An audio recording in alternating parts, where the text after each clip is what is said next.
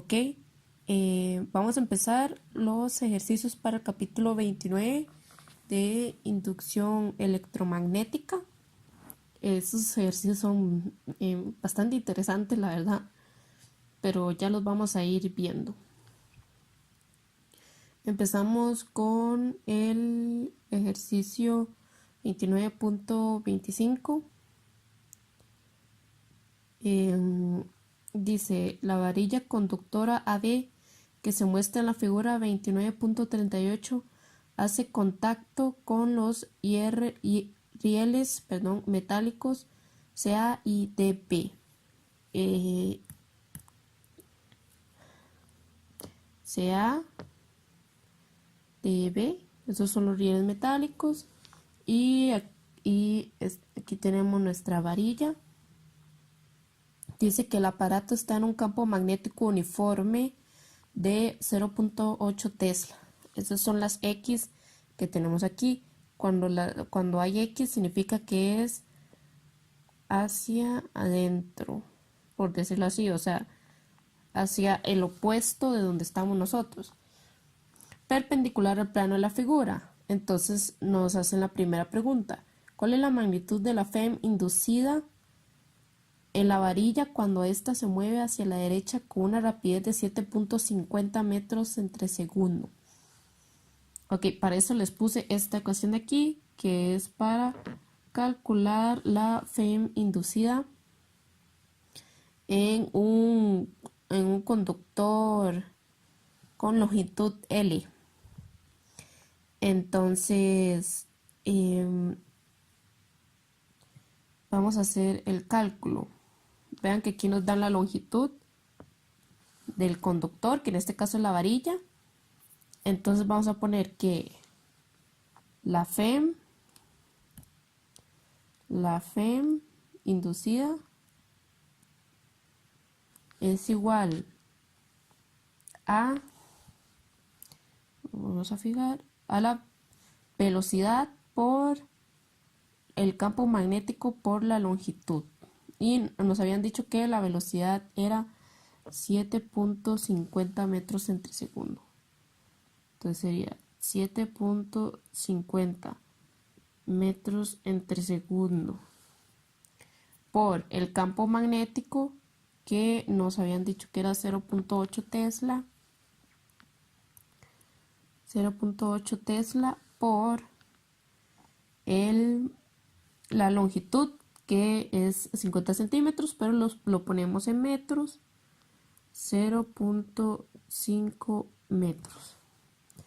Entonces así vamos a obtener la FEM inducida, que nos va a estar dando 3 voltios. Voltios es la unidad de la FEM inducida. Entonces, ya con esto obtenemos la respuesta a la primera pregunta que nos hacían. Ahora nos hacen una segunda pregunta que dice, ¿en qué sentido fluye la corriente de la varilla? Entonces, para esto les puse esta otra imagen de acá, porque para calcular, para saber nosotros la dirección de la FEM inducida, vamos a necesitar saber dos cosas. Primero, la FEM inducida es una reacción a un aumento en el flujo magnético. ¿A qué me refiero a esto? Ustedes ven aquí, vamos a tener esta área y por esta área va a haber un flujo magnético. O sea, por esta área va a estar pasando campo magnético, por decirlo así. Pero como esta varilla se está moviendo, esta área va a aumentar. Y cada vez que se mueve, va a aumentar esa área. Por lo tanto, el flujo magnético va a aumentar. Entonces, como el flujo magnético aumenta, la FEM inducida lo que va a hacer es contrarrestar ese flujo magnético. Entonces, si mi flujo magnético es hacia adentro de la página, mi mi flujo magnético provocado por la FEM inducida va a ser opuesta. O sea, va a tener puntito que significa que es hacia afuera o hacia nosotros. Ahora, ¿por qué es importante saber esto? Porque en esta imagen que les puse aquí, esta misma, la saqué del capítulo 28, nos enseñan con la mano derecha cómo sacar la dirección de la corriente.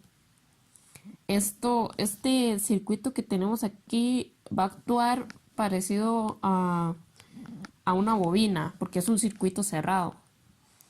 Entonces, ponemos nuestro pulgar en la dirección del campo magnético en el inducido, porque a nosotros nos interesa saber la corriente inducida también. Entonces, vamos a poner nuestro pulgar en la dirección de este campo magnético y vamos a calcular, vamos a obtener la dirección de la corriente. Entonces, la dirección de nuestros dedos va a ser la dirección de la corriente. Entonces, ponen su dedo y se van a dar cuenta que la corriente va a estar yendo en esta dirección, porque es la dirección en la que van a girar nuestros dedos. Ahora, entonces nosotros ponemos aquí, este es, bueno, bien la A, la B, la corriente inducida va a ir en contra de las manecillas del reloj. Usted ahí lo ponen. La corriente inducida va en contra de las manecillas del reloj. Entonces, de esa forma respondemos la pregunta B. Ahora, la pregunta C. Si la resistencia del circuito ABDC es de 1.50 ohmios, que se supone constante, calcule la fuerza, magnitud y dirección requerida para mantener la varilla moviéndose hacia la derecha con rapidez constante de 7.50 metros por segundo. Ignore la fricción. Ok, aquí la velocidad no importa, porque bien recordemos que la fuerza solo depende de la masa y de la aceleración. Ahora, a mí me están diciendo que la rapidez es constante, entonces no hay aceleración. Entonces, a mí no me importa esta velocidad. Digamos, aquí se ignora esta velocidad.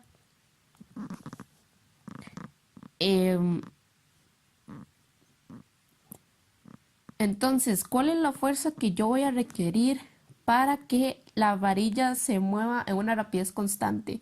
No importa cuál sea la velocidad. Básicamente, voy a ocupar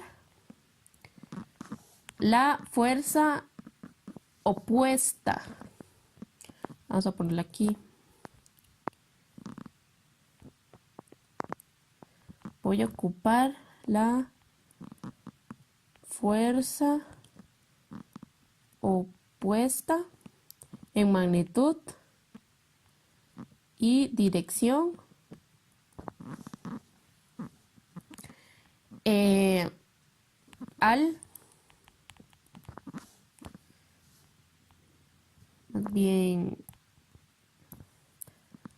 a la fuerza causada por el campo magnético. Ahora, con este campo magnético me refiero únicamente al campo magnético que nosotros tenemos originalmente, o sea, a las X. ¿Por qué no el campo magnético inducido? Porque ese campo magnético solo va a estar dentro del área, o sea, no va a estar afuera, va a estar únicamente dentro del área. Yo ocupo un campo magnético que aplica una fuerza sobre la varilla. Entonces ese aplicaría únicamente para el que teníamos originalmente, que es el de las X. Entonces, ocupa una fuerza opuesta en magnitud y dirección a la fuerza causada por el campo magnético para que la varilla se mueva en una velocidad constante. Entonces, el primer paso que vamos a hacer es calcular esa fuerza que me causa ese campo magnético. Tengo esta ecuación del capítulo 27, que es sobre la fuerza magnética sobre un segmento recto de alambre. Entiéndase el segmento recto de alambre, el conductor o la varilla. Y vemos que ahí está en forma de vector, no hay problema. Ponemos que la fuerza es igual a la corriente por la longitud por el campo magnético por el seno del ángulo. Yo hice un video del capítulo 27 donde hago varios ejercicios y explico esto más a fondo. Entonces no me voy a tener mucho en esto. El seno va a ser 90, ya que el largo, por decirlo así, de la varilla y la dirección del campo magnético van a tener un ángulo de 90 grados entre ellos dos. Entonces, este seno del ángulo se va a convertir en seno de 90 grados. Entonces podemos resolver la ecuación. Bueno, importante, no tenemos la corriente. La corriente la sacamos con una ecuación que se ve al puro inicio del ciclo, que dice que la corriente es igual al voltaje entre la resistencia. Entonces, este voltaje que tenemos aquí es lo mismo que la FEM. Entonces, habíamos calculado que eso era 3 voltios. Entonces, vamos a tener que la corriente es igual a 3 voltios entre la resistencia que nos habían dicho que era 1.50 ohmios. Y eso nos va a dar la corriente, que es igual a 2 amperios. Entonces ahora sí, podemos calcular la fuerza provocada por el campo magnético. 2 amperios, que es la corriente que pasa por la varilla por el largo, que nos habían dicho que era 0.5 metros, porque lo pasamos a metros, por el campo magnético, que es 0.8 Tesla por seno de 90.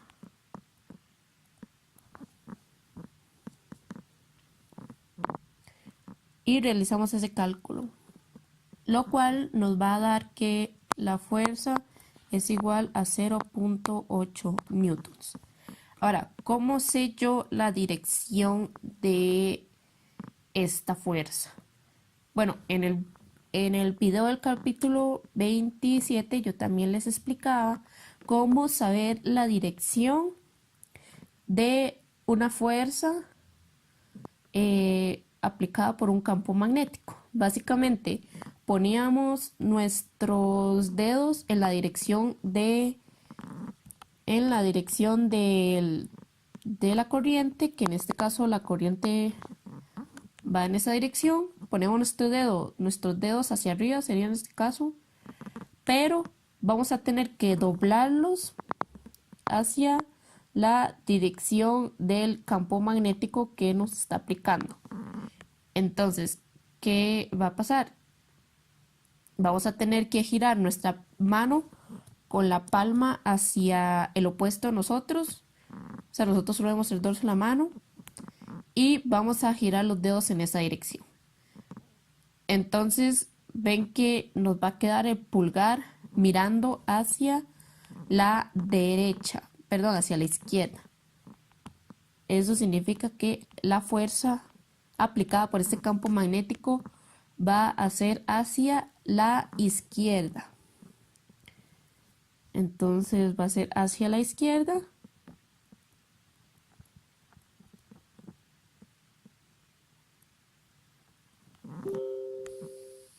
Y les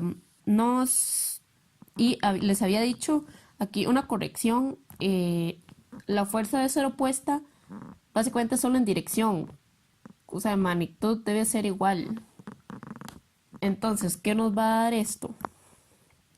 Que la fuerza necesaria es igual a 0,8 newtons hacia la derecha.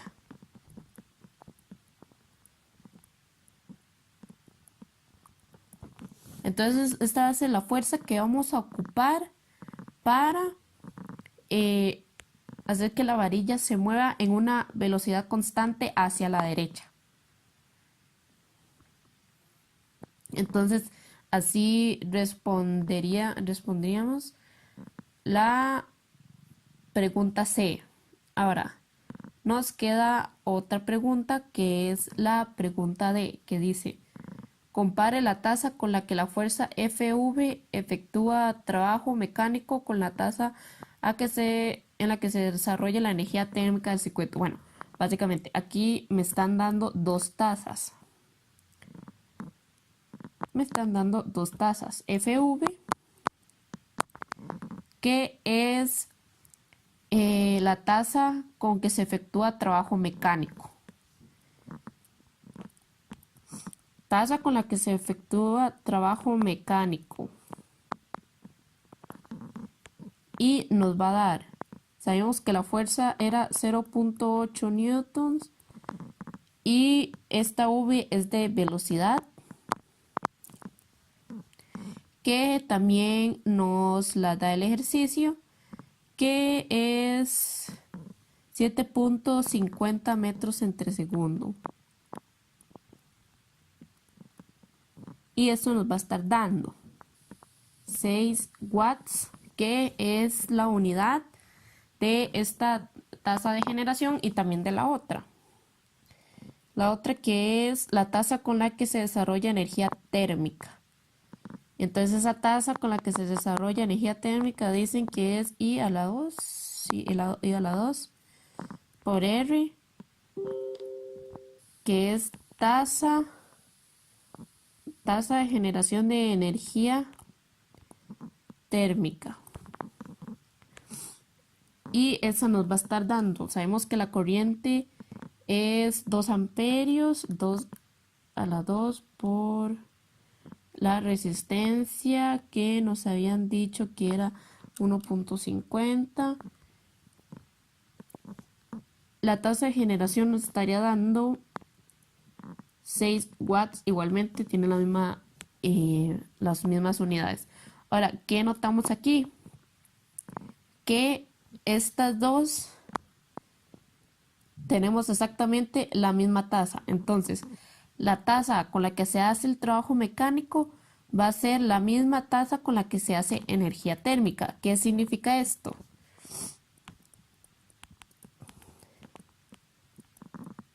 Esto es necesario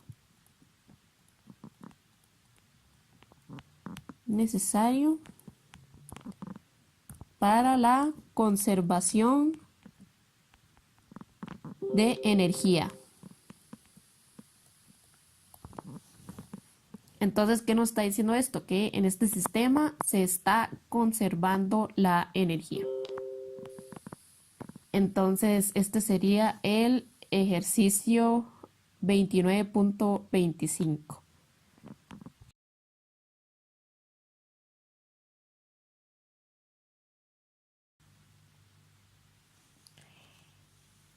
Ok, aquí tenemos el ejercicio 29.8, el cual es bastante interesante ya que vamos a tener que aplicar derivadas, pero ya eso lo vamos a ir viendo. Primero vamos a leer el ejercicio que dice: Una espira de acero plano y circular de radio de 75 centímetros se encuentra en reposo en un campo magnético uniforme, cuya vista de perfil se ilustra en la figura 29.28. Y esta es la figura. De borrar esto. Lo que pasa es que, aunque ustedes no lo crean, ya es la tercera vez que estoy grabando este video. Pero bueno, la cosa es que tenemos la espira, que es como una argollita, un círculo, pero en esta figura nos la ponen de perfil, por eso es que aparece así. Solo que ustedes tengan en mente que es una espira y que por acá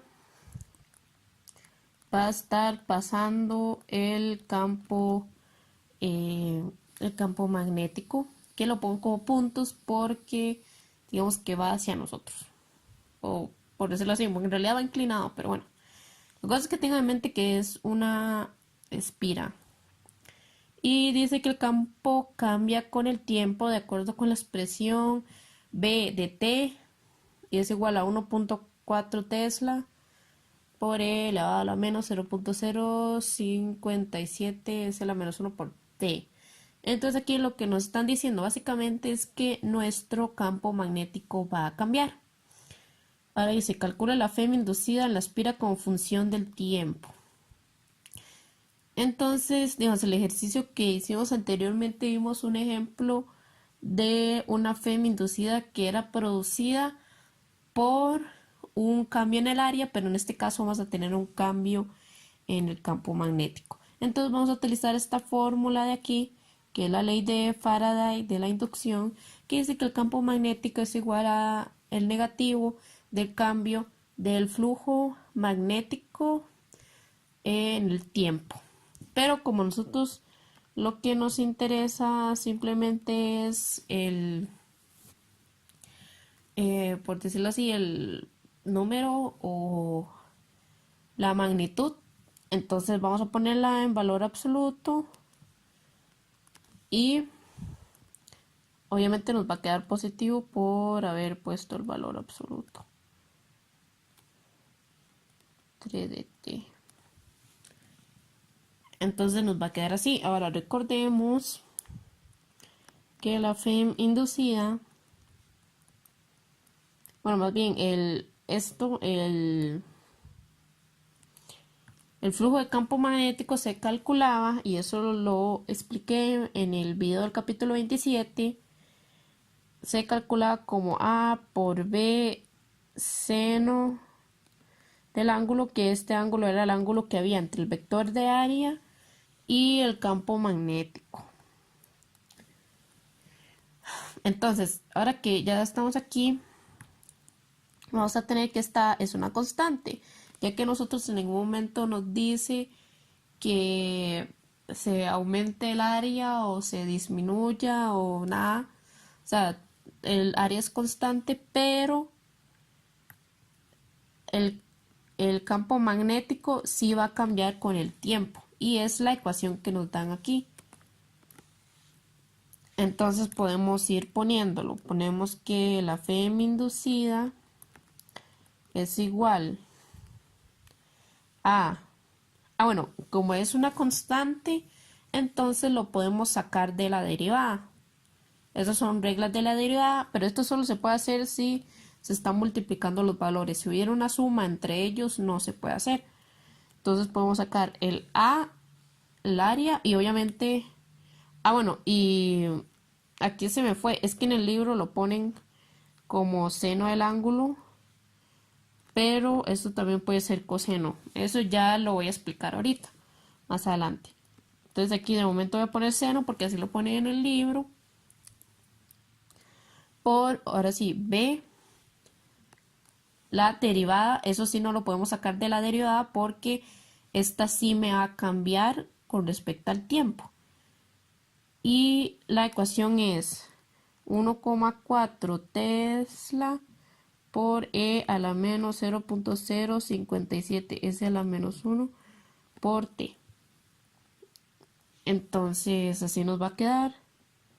Y entre dt, bueno, esta parte no, solo esto. Entonces, ¿qué vamos a tener aquí? Bueno, aquí tenemos otra constante que la vamos a poder sacar, pero vamos a resolver de una vez esta derivada. Nos va a quedar la derivada de esto, ya que esto va a salir según el tiempo. Entonces aquí, para refrescar un poco de cálculo, recordemos que las derivadas de e a la x es igual al mismo número. Simplemente es una regla de las derivadas. Está así por definición. Y recordemos que cuando teníamos una variable, la derivada de x con respecto a x, lo que hacíamos era, esta x está elevada a la 1, solo que bueno, no se pone. Entonces el primer paso es pasar este 1 a multiplicar y al número que está elevado le vamos a restar un 1. Entonces, ¿qué vamos a tener aquí?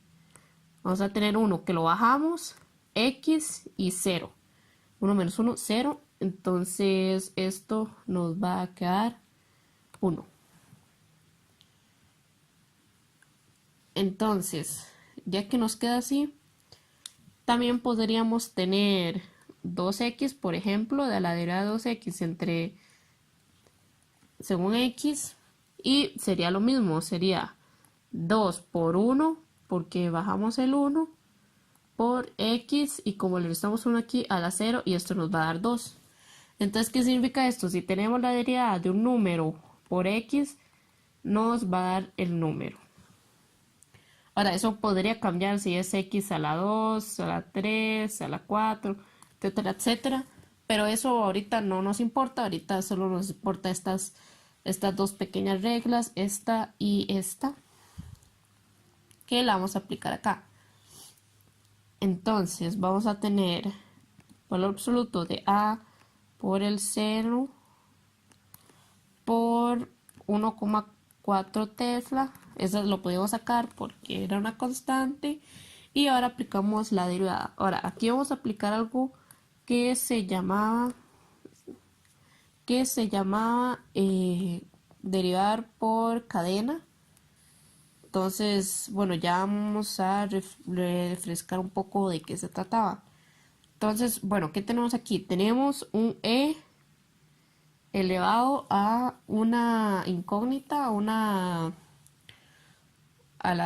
a la t, por decirlo así, que es como este caso que tenemos aquí, pero hay algo diferente. ¿Y qué es? Que nosotros aquí no tenemos una simple t, sino que tenemos un número multiplicado por t. Entonces eso va a requerir que hagamos una segunda derivación, y por eso es que aplicamos la regla de la cadena, la ley de la cadena, no recuerdo cómo se decía, y es como lo vamos a aplicar aquí. Entonces, la cadena se aplica primero derivando lo más grande y después lo más pequeñito. Entonces, ¿qué me refiero a lo más grande? Aquí tenemos primero un e a la algo. ¿Ok? Entonces eso es lo más grande, el e a la algo. Entonces, como dijimos que derivamos e a la algo, como habíamos puesto aquí, queda igual. Entonces, vamos a poner el mismo número. Exactamente lo mismo, pero no queda ahí porque también hay que derivar en la otra expresión o la otra ecuación más pequeñita que está contenida en la más grande. Y esta la vamos a derivar por esta reglita que hemos visto aquí. Porque a pesar de todo nosotros tenemos un número negativo por t. Este s no le hagan caso, ya que esa s es una... en este caso es una... es una unidad. Entonces no nos va a afectar en nada. Entonces, ¿qué habíamos visto aquí? Si tenemos un número por la incógnita o por la variable, nuestra derivada va a quedar como el número. ¿Y por qué negativo? Porque mi número en un inicio es negativo. Entonces, aplicando esta regla, nos va a quedar menos 0 0.057 S a la menos 1. Entonces así nos va a estar quedando esto. Ahora recordemos que teníamos valor absoluto. Y al yo aplicar el valor absoluto, lo que me va a pasar es que este negativo de aquí se me va a cancelar. Vean que todo está multiplicando, entonces no hay nada de malo en que yo cancele. Entonces, para no volverlo a copiar, simplemente voy a borrar esto, este negativo. Y esto para decir que ya apliqué el valor absoluto. Entonces vean que aquí ya nos quedó una ecuación que ya está derivada. Ya le apliqué el valor absoluto. Y esta va a ser mi ecuación de la FEM inducida, del valor absoluto de la FEM inducida. O sea, eso que me dice que yo aquí voy a tener únicamente la magnitud de la FEM inducida nada más. Y esta va a ser la ecuación de la FEM inducida respecto al tiempo, que nos responde la pregunta 1, o la pregunta A. Entonces ya esta la hicimos y ahora seguimos con la B, que dice, ¿cuándo,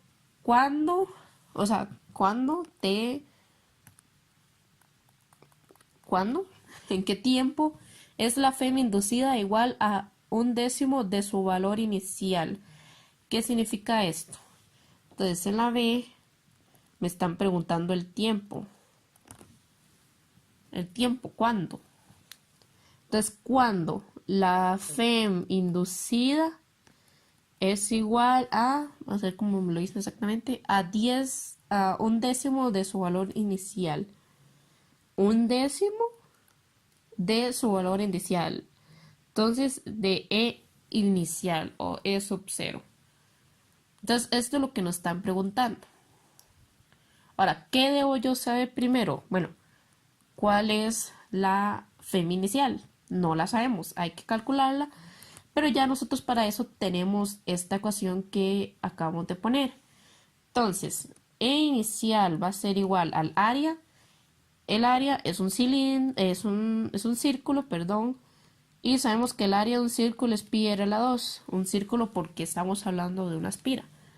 Entonces, pi por r, el radio es 75 centímetros, entonces ponemos 0.75 metros, porque siempre hay que pasarlo a metros, a la 2 por... Ok, aquí es cuando ya les voy a explicar por qué seno. Y esto era lo que yo tenía dibujado aquí. Ok, recordemos que yo en el capítulo 26 les explicaba que nosotros veníamos aquí y poníamos un vector de área que siempre era perpendicular a la superficie, por decirlo así. Entonces, digamos, aquí es nuestra superficie, obviamente imaginaria, y vamos a tener el área perpendicular, o sea, forma un ángulo de 90 grados, y el ángulo que nosotros usábamos era este, ya que era el ángulo entre el campo magnético y el vector de área. Pero lo que hacen en el libro, y yo lo voy a explicar así porque yo sé que muchos de ustedes lo que ven es el solucionario del libro y a veces se enredan, lo que hacen en el libro es que como a nosotros nos están dando este ángulo y no este, entonces dicen, no, voy a usar este ángulo, pero en vez de coseno que se usaba de este lado, voy a usar seno. O sea, es totalmente válido, pero ustedes igualmente pueden utilizar coseno, no pasa nada. Pueden utilizar coseno, eso sí, tienen que calcular este ángulo, que bueno, en este caso daría 30, no tiene mucha complicación. Entonces, tengan en consideración eso. Si ustedes les dan el ángulo entre el campo magnético y la superficie, entonces probablemente puedan usar seno. Pero si tienen el ángulo entre el flujo, el campo magnético y el vector del área, entonces deben usar coseno. Aquí lo vamos a hacer con seno para hacerlo como lo hacen en el libro. Seno, entonces utilizamos el ángulo de 60 por 1.4 Tesla por, voy a poner primero este numerito, que es una constante, 0.057 s a la menos 1 por e a la menos 0.057 s a la menos 1 por el tiempo. Ahora, estamos diciendo a la fm inicial en qué tiempo es. Esto va a ser en tiempo 0, tiempo inicial. Entonces, ¿qué nos pasa aquí? Bueno, todo esto va a ser 0 y eso significa que esto se nos va a hacer 1. Entonces, al final, lo que nos va a quedar son las constantes que vamos a hacer el cálculo en nuestras calculadoras. Lo que nos va a dar es que esto es 0.12 voltios.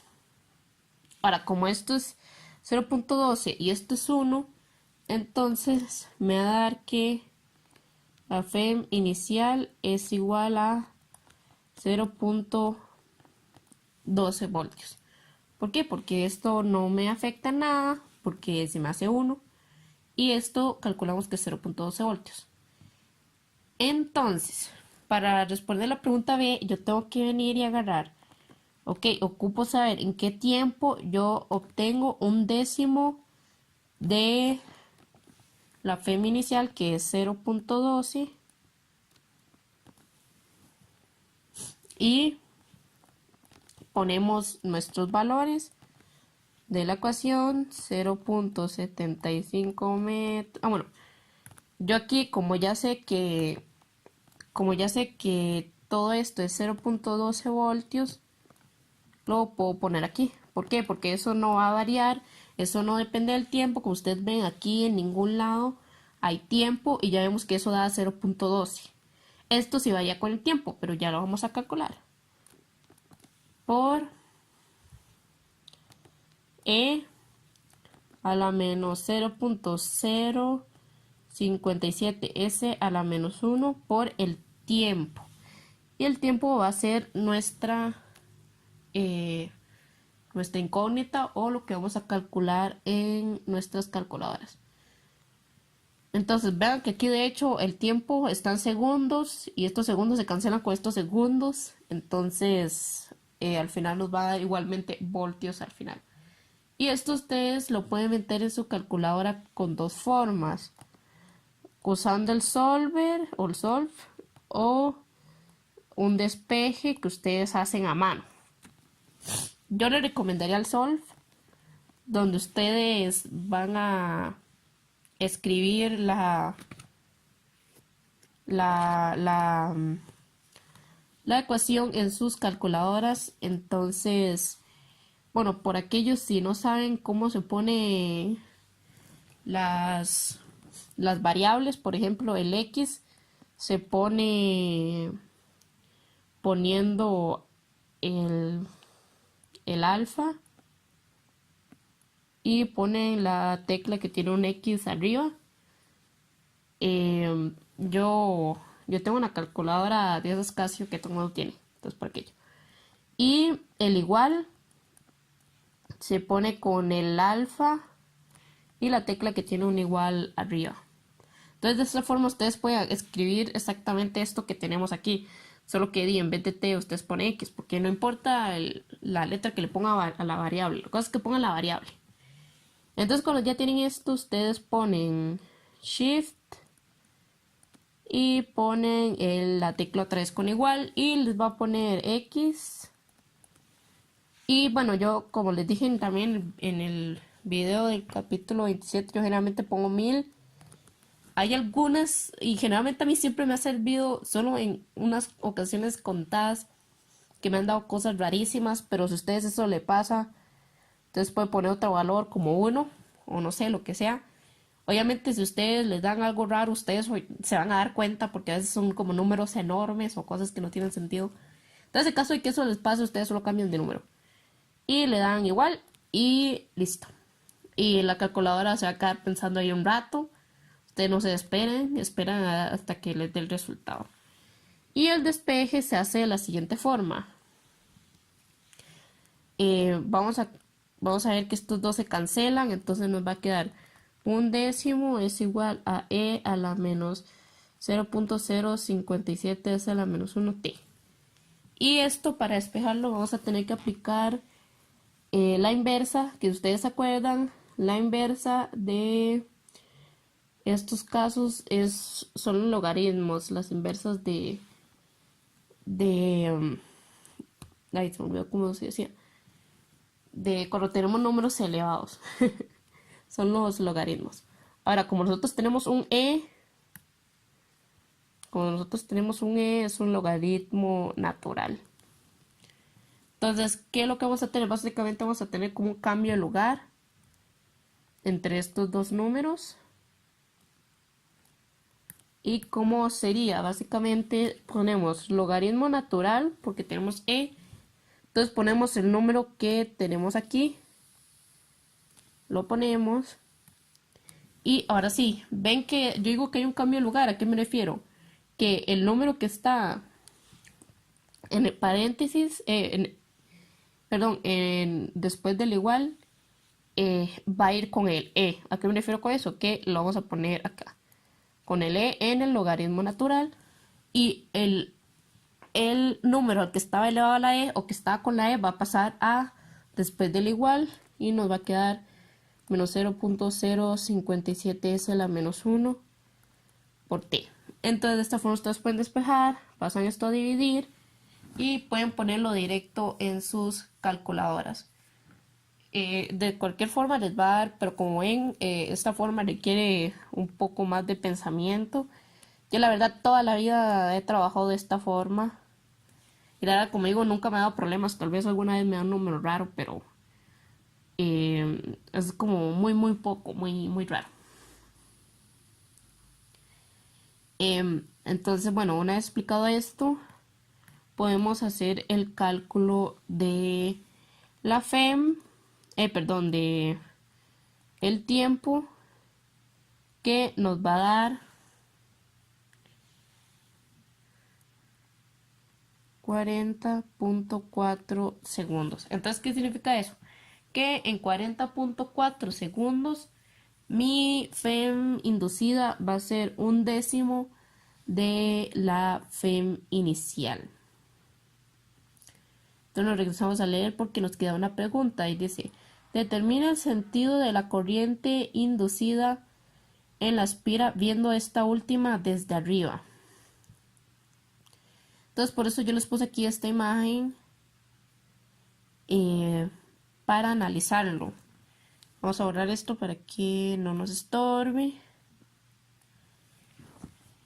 Entonces, ¿qué les quiero decir aquí? Bueno, recordemos que habíamos dicho que el área era hacia arriba. ¿Y para qué nos interesa eso? Porque si el campo magnético y el área van los dos hacia arriba, vamos a tener que el flujo es positivo, como dice aquí.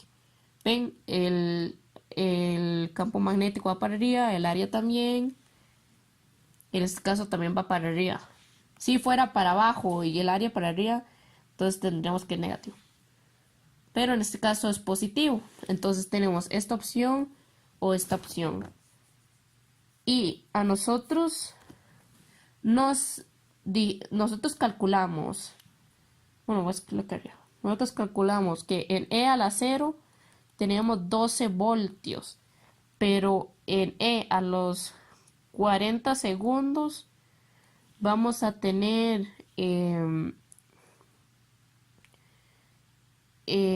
un décimo de la FEM inicial. ¿Y qué significa esto?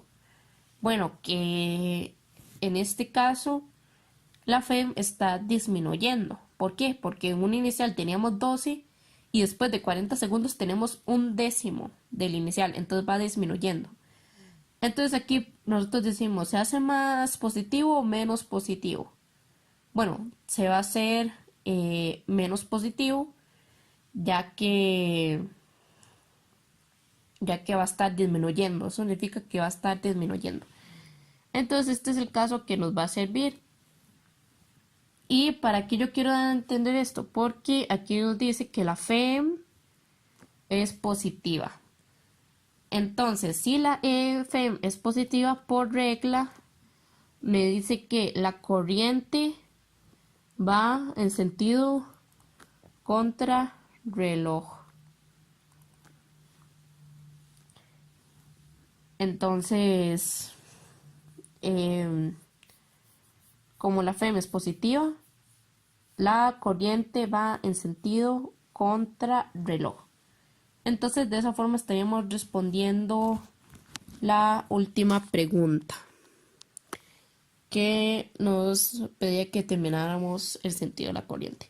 Entonces, con eso ya finalizaríamos este ejercicio.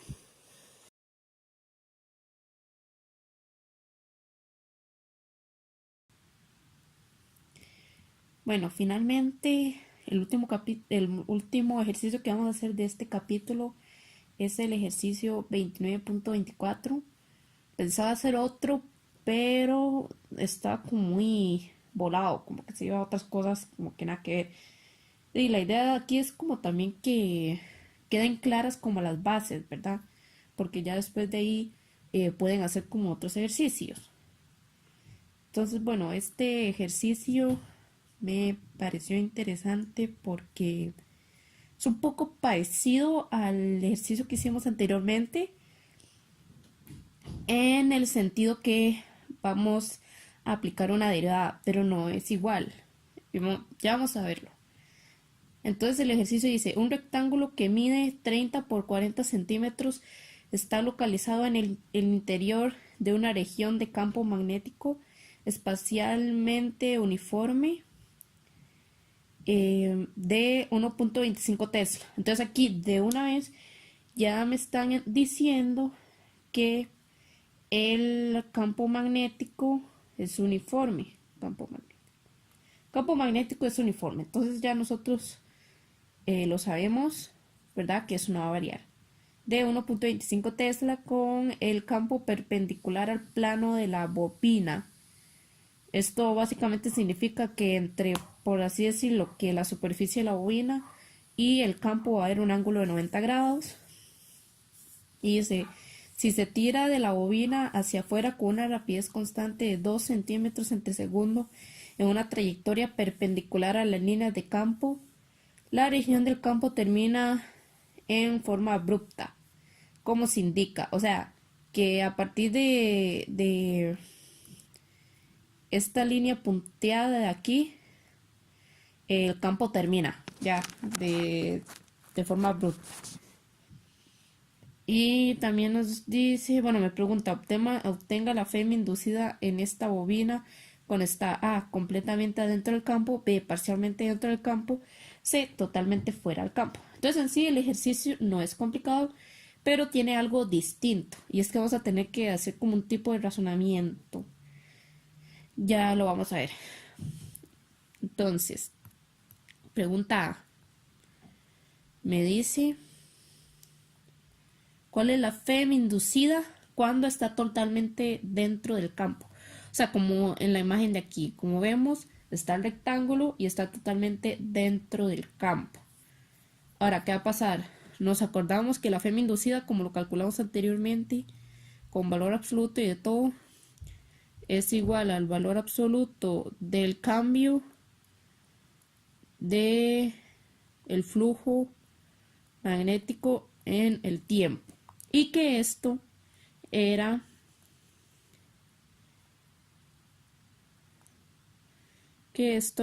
la derivada de A por B coseno del ángulo que hay entre el vector del área y la superficie, por decirlo así, por donde va a pasar el flujo. O como vimos en el ejercicio pasado, que también podíamos poner seno para utilizar el otro ángulo. Más bien, el coseno es entre el vector de área y el vector del campo magnético. Para el coseno es entre la superficie, para el seno es entre la superficie y el flujo magnético. Bueno, entonces, ¿qué vamos a analizar aquí? Bueno, primero, esto va a ser constante porque, bueno, porque el área no va a cambiar, digamos, eso está ahí estático, no se va a variar de ninguna forma, no va a cambiar el área, no va a cambiar. Y el campo magnético nos están diciendo que es constante, el coseno siempre va a ser constante. Entonces, ¿qué va a pasar si todo eso es constante? Vamos a tener que la variación de esto con respecto al tiempo es igual a cero. O sea, ¿qué estoy diciendo aquí? Que esto no me va a cambiar en lo absoluto. O sea, no va a haber un cambio del flujo magnético. ¿Por qué no va a haber un cambio del flujo magnético? Porque mi área es constante y mi campo magnético es constante. Ninguno de ellos va a cambiar. Por lo tanto, el cambio del flujo magnético ante el tiempo es igual a cero. Por lo tanto, si eso es igual a cero, vamos a tener que la E inducida también es igual a cero. Entonces así de fácil, lo ponen, no le tengan miedo al cero, porque sí es posible. La pregunta B es aquí donde se pone interesante. Vamos a poner otra vez E inducido es igual a la derivada de A por B coseno del ángulo entre T. Ahora, ¿qué vamos a tener aquí? La pregunta B me habían dicho que está parcialmente dentro del campo. ¿Qué significa eso? Voy a hacer otro dibujo aquí. Vamos a tener aquí el campo magnético, el cual termina abruptamente. Y vamos a tener mi rectángulo parcialmente dentro del campo. Y mi super rectángulo. Entonces, ¿qué significa esto? Que va a haber una parte del rectángulo que va a estar fuera del campo magnético. O sea, aquí no hay campo y aquí sí. ¿Y ahora qué va a pasar? Cuando esto pasa, el rectángulo se va a estar moviendo. De hecho, a mí me da la velocidad. Entonces, ¿qué va a pasar con esto? Va a haber una variación del flujo magnético. ¿Por qué? Vamos a tener que el flujo magnético con el tiempo no va a ser cero. ¿Y esto por qué es? Porque conforme se va moviendo este rectángulo en esta dirección, va a estar cada vez más fuera del campo hasta que ya casi no, o sea, ya hasta que ya está fuera, por decirlo así. ¿Y esto qué significa? Que cada vez va a pasar menos campo magnético dentro del área del rectángulo. Y por esa razón, el cambio de flujo magnético en el tiempo no puede ser igual a cero, porque va a variar. Entonces, ¿cómo nosotros ponemos esa variación en términos de números? Porque en el ejercicio que hicimos anteriormente nos decían de una vez, el campo magnético varía de esta forma. Y ya no nos decían nada más. Pero en este caso lo que nos está variando no es el campo magnético. El campo magnético sigue constante porque a pesar de todo no varía. Lo que nos va a variar es el área. ¿Y por qué el área? Porque esta área es el área por donde pasa el flujo magnético. ¿Ok? No, o sea, nosotros generalmente ponemos área de una vez porque generalmente en toda el área está pasando el flujo magnético, pero si hay una parte del rectángulo donde no pasa flujo magnético, entonces esa parte no se va a tomar en cuenta los cálculos de área. Entonces, por eso es que en este caso el área es la que varía, no el campo magnético. El campo magnético me dijeron es constante y eso no cambia aunque el rectángulo se mueva. Pero el área por donde pasa el flujo, ¿cuál es el área donde pasa el flujo? Va a ser solo esta área de aquí. Esta es el área donde va a pasar el flujo. Y esta área de aquí va a ser mi área A. Ahora, nosotros no sabemos qué área es en ese momento. Entonces, por eso nosotros vamos a hacer un análisis donde vamos a hacer una ecuación. Entonces, aquí me están dando las medidas del rectángulo. Me dicen que el lado de arriba mide 30 centímetros. El lado de lado mide 40 centímetros. Entonces, ¿qué análisis vamos a hacer? Vean en este caso. Aquí el lado de 40 centímetros ya salió. Pero el lado de 30 centímetros, que es también aquí, el del lado de 30 centímetros no ha terminado de pasar. Hay todavía una parte dentro del campo magnético. Entonces, ¿qué significa esto? Yo voy a tener que este lado va a ser variable. Va a ser variable. ¿Qué refiero con variable? Que este lado de mi área, porque recuerden, si es el área de todo el rectángulo, va a ser 40 por 30 centímetros. Pero si este lado está saliendo de mi campo magnético, va a ser variable. Entonces no puedo decir que es 30 centímetros. Entonces yo voy a convertir esto en una X. Entonces, ¿cómo nos va a quedar el área? Nos va a quedar que el área es igual a 0.4 metros por, como esto es variante, o sea, yo no sé cuánto mide, yo le voy a poner que es una X. Y de esta forma vamos a tener la ecuación de cómo va variando el área. ¿Por qué? Porque este lado no sé cuál es una incógnita. Ese lado podría ser cualquier medida entre 0 y 30 centímetros. Entonces, por eso lo vamos a poner como una ecuación. Entonces, ya ahora que tenemos esta ecuación, nos podemos regresar aquí y, ok, ya habíamos dicho, el campo magnético es constante. Entonces vamos a tener D por ya tenemos la ecuación del área. Entonces, ¿cuál habíamos dicho que es la ecuación del área?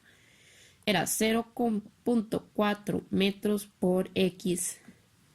Esa X siendo el área, el lado que está saliendo de el área del campo magnético por el campo magnético por coseno del ángulo entre dt. Ahora, ¿qué vamos a ver aquí? Esto es una constante y esto es una constante. Ninguno de ellos va a variar con el tiempo y esto tampoco va a variar con el tiempo. Cuando yo me refiero a constante es que vean que nuestra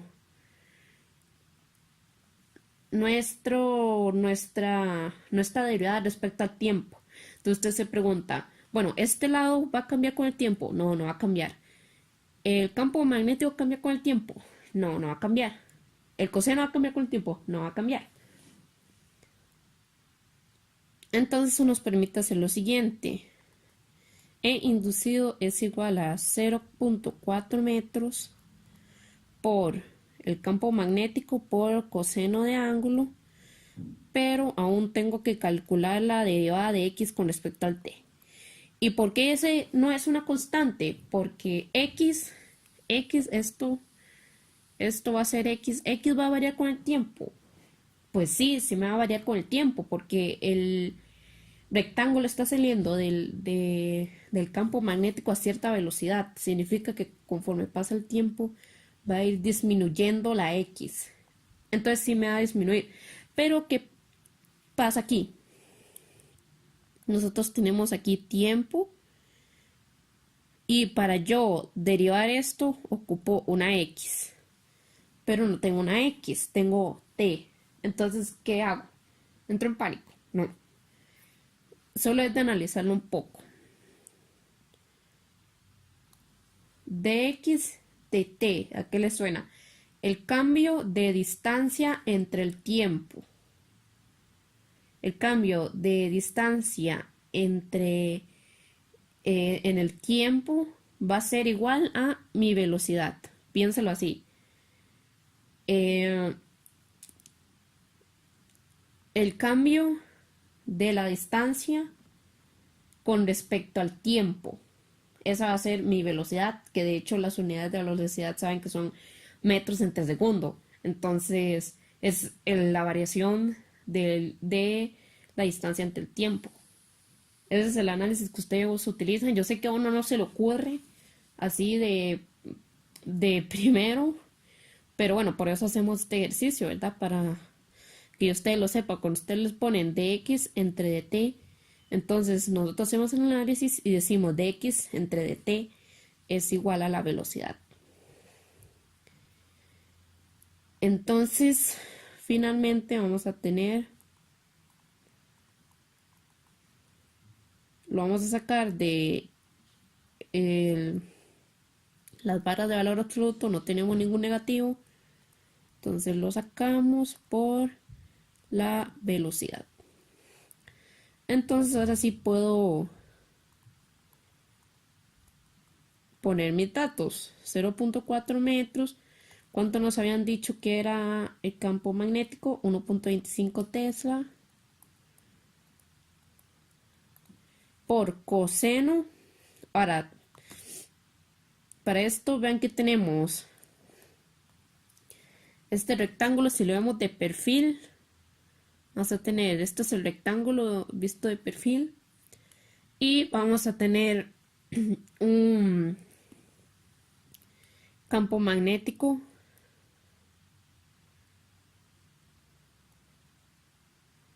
hacia abajo.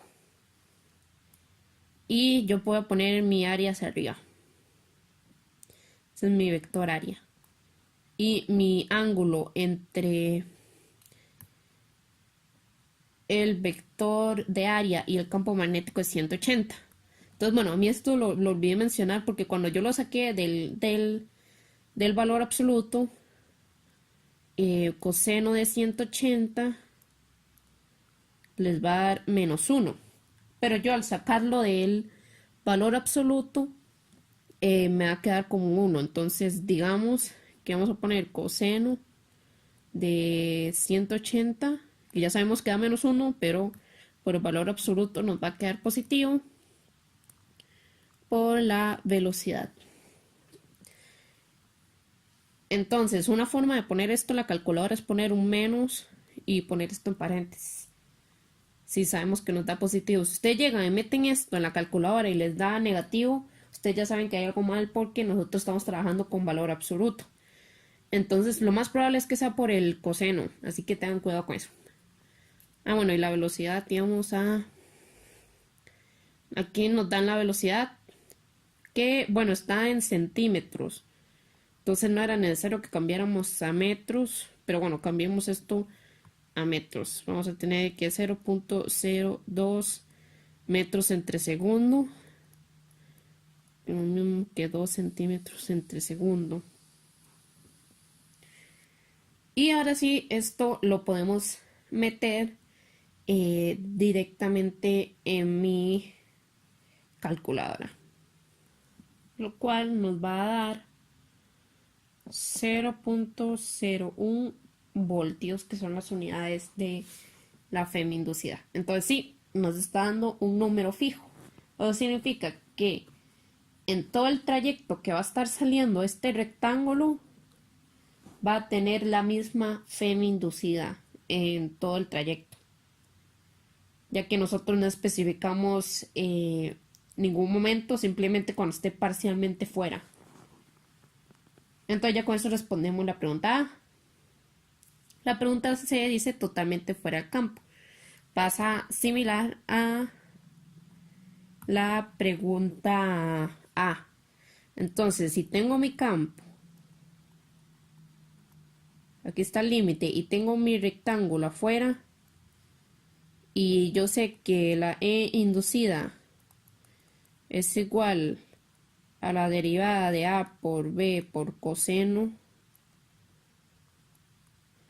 del tiempo y yo no tengo campo magnético o es cero y esto es constante, entonces ¿qué me va a dar? Que la E inducida es igual a cero.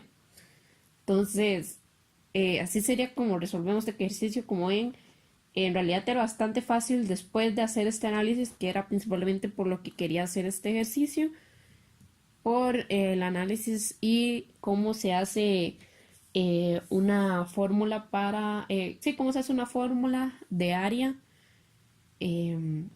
cuando no la dan, para que vean que solo es un análisis de ese tipo. Entonces, de esta forma estaríamos finalizando los ejercicios del capítulo 28, no, 29, perdón. Más adelante estaré también haciendo uno para el próximo capítulo.